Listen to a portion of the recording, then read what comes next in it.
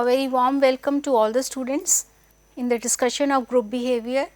In the previous discussions, I have talked about group properties in terms of roles, status, norms and cohesiveness. Today, I will talk about a very different aspect of group behavior in terms of group work.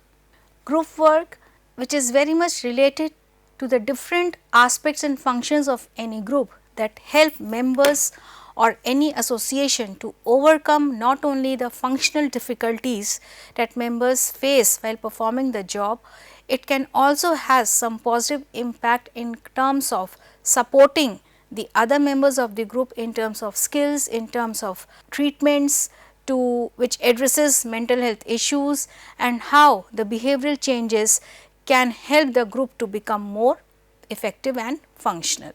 So, group work is an association of members who benefit from cooperative learning and improves the overall output of the activity when compared to doing it alone. For instance, people will come together to resolve any conflict in the organization. In one particular department, maybe there is one conflict that has evolved, but that particular department fails to resolve that conflict, then how other members of the organizations tend to come together, they form a group and tend to help the group to resolve that conflict. Now, this entails not only judgment, but also helping people to cope with different kind of or develop coping mechanisms to overcome some psychological issues as well. So, they have all the different kind of purposes to come together and offer help in form of intervention, in form of committees or in form of resolving conflicts.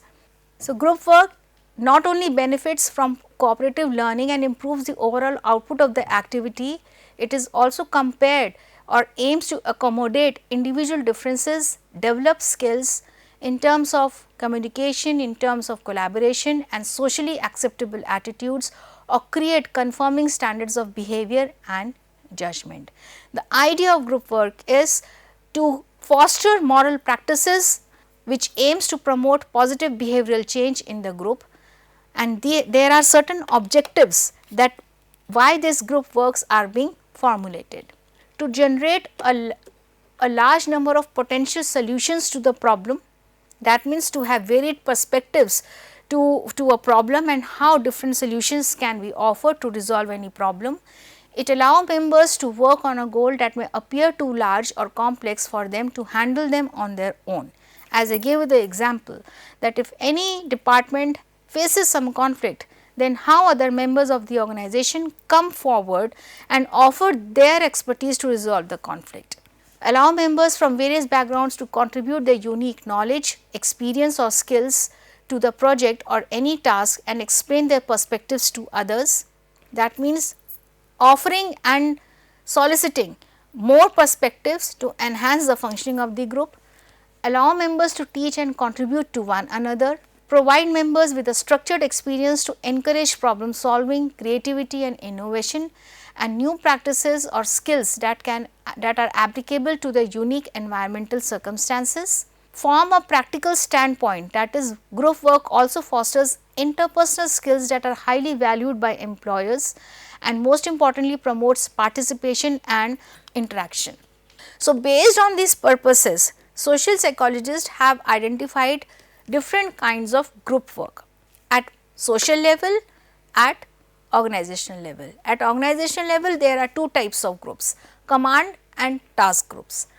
Command groups are composed of superiors and subordinates who carry out orders on the basis of the authority within the group. That is, these groups are formed based on the authority which is being rendered to all the employees based on their position, based on their status and what kind of orders they can impose in order to make the group highly functional. This type of group is determined through the hierarchical chart of the organization and it is relatively a permanent group and undertakes certain regular activities of the organization. For example, a marketing manager having a group of sales personnel under his department. So, there is a hierarchy, there is a marketing department where there is the chief manager, then we have a regional manager, then we have an area manager and then the sales manager. So, in this command group, there is a hierarchy and there is hierarchy of orders, and how every member at every hierarchy tend to interact and report to the higher authority in order to maintain the accounts. This is command group, where there is hierarchy which is permanent, the structure is permanent, and ultimately there is coordination of organizational activities. Whereas task group is a group of individuals who come together to accomplish a certain task irrespective of the departments. These groups are created to capitalize the experts of different individuals towards the accomplishment of a particular project. For instance, developing a shopping mall, it requires different expertise. It can be a civil engineer, it can be an electrical engineer, it can be an architect, and how their expertise are pooled together to come for a common purpose. Thus, the task groups can be formed beyond the lines of hierarchical chart of the organization. For instance, any conflict has to be resolved, then one member can also come forward from one different department, maybe finance, maybe marketing, maybe sales, and how all these members are coming together to resolve one conflict, because everybody has their own expertise and how they use that expertise to resolve any conflict or issue. So, these are command and task groups. The other is the therapy groups. As I mentioned that there can be number of ways and different types of groups that come forward to offer different kind of services and solutions to not only overcome organizational problems, but also personal problems in form of mental health situations. So, group therapy is a form of psychotherapy. Just to mention, it is a psychological intervention to understand and provide treatment to the people who are suffering or having mental health issues, that involves one or more mental health practitioners and deliver psychotherapy to several individuals in each session. So, there is a counselor, there is a psychotherapist who understand people in a group with different perspectives and how they offer some services, counseling services and therapies, so that people can overcome their behavioral problems or mental health issues. So, group therapy is commonly utilized to help clients develop support network, improve communication and practice themselves in the shoes of others. And in most therapy settings, clients explore different topics in depth and participate in activities and other approaches to group therapy that are more specialized and issue focused. So, there is more interaction, there is more mutual understanding among members. People tend to understand and expose themselves to different kind of social and real life situations and tend to understand the other person by stepping into their shoes and finding solutions to their problems based on therapies. So, apart from command group and task group, group can also be perceived in form of therapy groups. So, the group therapy is used to treat wide variety of conditions such as attention deficit hyperactivity disorders.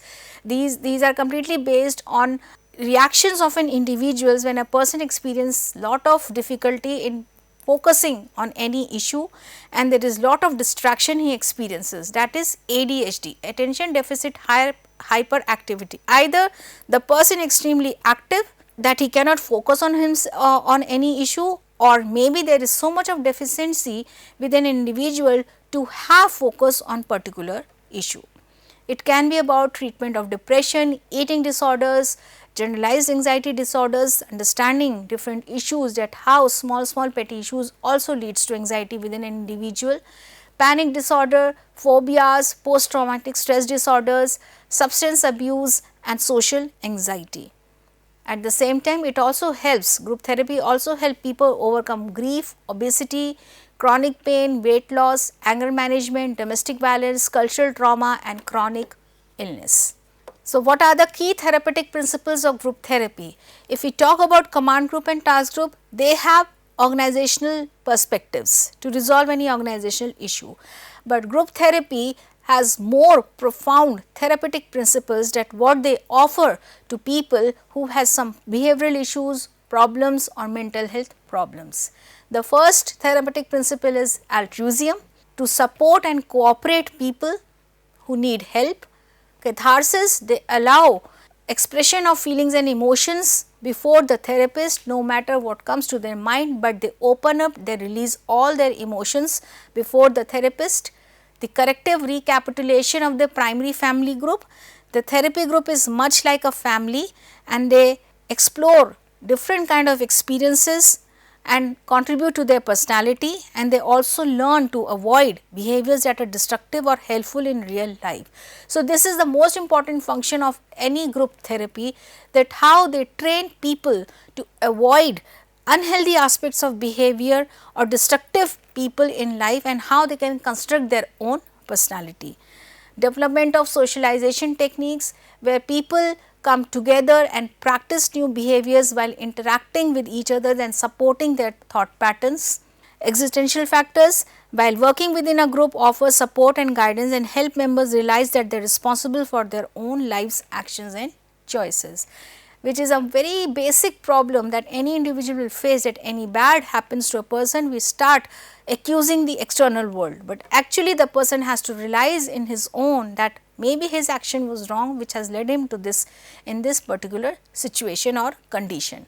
So, all these principles help the person in form of group therapy.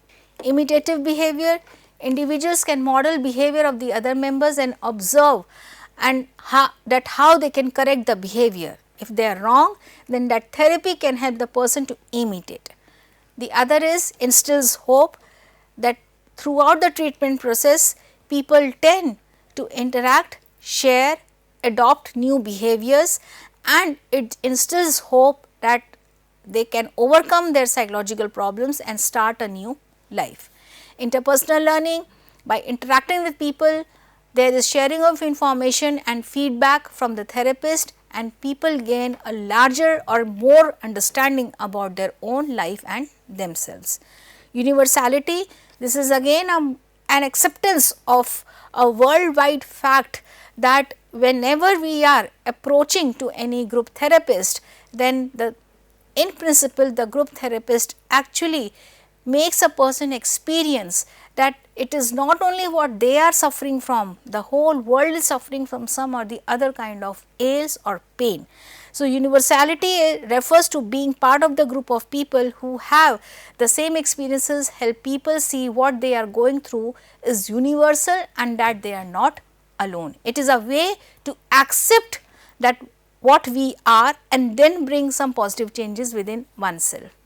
Group cohesiveness, when people interact, they become more close, proximal to each other, they become more united, and there is a greater sense of belongingness and acceptance. And affordability, group therapy is often affordable. Instead of focusing on just one client, the therapist can devote their time to a much larger group of people, which reduces the cost for participants.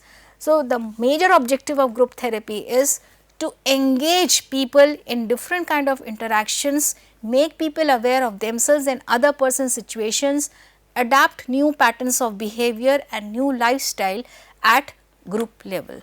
So, the significance of understanding the key principles of group therapy is that when we are talking about group behavior, it is not only applicable to organizations or to any social group situation, it can be applicable in form of therapy as well. Next comes the types of group therapies. When we are talking about different types of group therapies, then there are different type of groups which offer such kind of therapies. They are psychoeducational, interpersonal, cognitive behavioral groups, support groups and skill development groups, and all these groups have different objectives at group level. It is not only at individual level, but also at the group level. So, the most common types of group therapies are the cognitive behavioral groups. This is one of the most usable therapy that is being used by psychotherapists to offer help people at group level, and this kind of behavioral group centers on identifying and changing inaccurate or distorted thinking pattern, emotional responses and behaviors, where therapist helps people to align an individual's thought patterns, actions and emotions into one alignment and enhance their personality and behavior. Support groups, they are developed to join people together who are dealing with similar difficult circumstances and offers a safe place where a person can get information that is practical, constructive and helpful. it is a very practical solution to anybody's problem when people who is facing some problem and he meets and tend to interact with a person who is also facing the similar kind of problem or have faced some similar kind of problem, then what kind of solution the person can derive based on the experiences. This is the significance of support groups.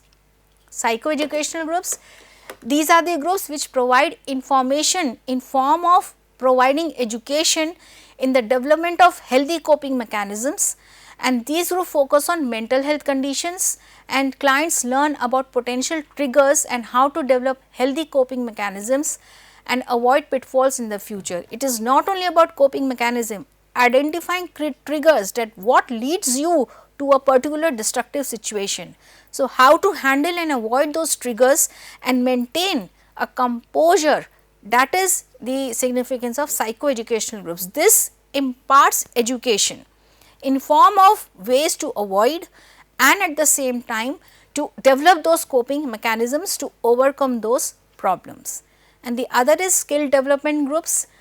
This encourage people to meet with similar interest, build skills in various areas which are meaningful. They are designed to help individual maintain abstinence. Abstinence means to avoid, not to do it, or for example substance abuse, cultivate skills and develop a healthy lifestyle.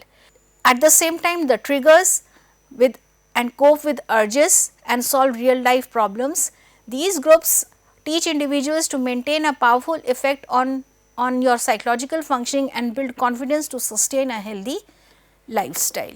So, these are the different kind of groups. The other is interpersonal groups, as the term implies, that people tend to share and focus their attention on different kind of psychological, behavioral and emotional problems, and emphasize the curative influence of exploring the interactions among group members. The more they interact, the more they have a proximity, the more they maintain interpersonal relationship that helps them to cure their emotional problems. In this approach, the group serves as a social microcosm that provides corrective emotional experiences.